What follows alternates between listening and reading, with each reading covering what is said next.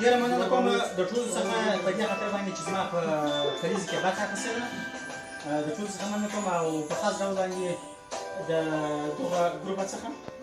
په دې کې مهم رول لوبولی دي په دې خاطر باندې چې دوی دا پروګرام جوړ کړی و او دوی سرپرایز راکړي چې مرکز ټول پاتې شو اوس په دې کې نو تراکونکي اني صاحب دې کې ولمو په دې مشار د لاس بیا مننه کوم ټول څخه ساده خبر په جواب کې دا ټول الناس کیکسي کوم هغه شی خبر هم نه ده په دې لږ باندې سره خوشاله بودیم بحث حالت سیاسی خارج شوه اون ما نشتا کنه یالا باشه دفعه خانمان بیا نه باشه تاویزش نوشته کنه نه ما بطور سیستم بدون در خانم خلیل کلیزه می 12 مبارک نونو تاسو شپته د نیپستا په یو رنګ درته سلامات اوسئ مبارک باشه مننه تاویز جا کنه زر کلنشي آشنا نصر صاحب ډیر مننه ډیر مننه منظور کی است زرکلان ایشه یا تنها ایشه و نه که ماشه ببینیدش شما باشید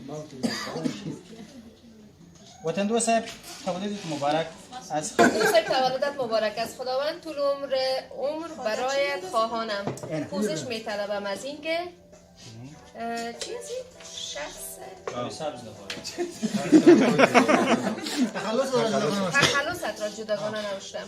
وطن دوست سلامت باشید نکده وطن کده دوست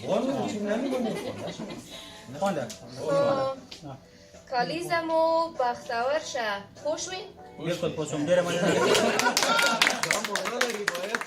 تفسیر وکړي و تفسیر وای سمونه لري دا که جنکی کړي خو هم جلا معنا لري کاله کوي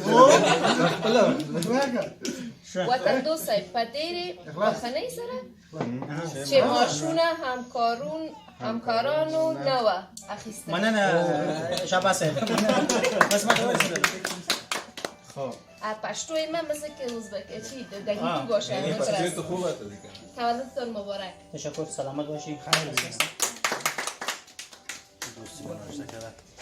خب تولدت مبارک وطن دوست امیدوارم در تمام مراحل زندگی موفق و شاد باشید شاباس کی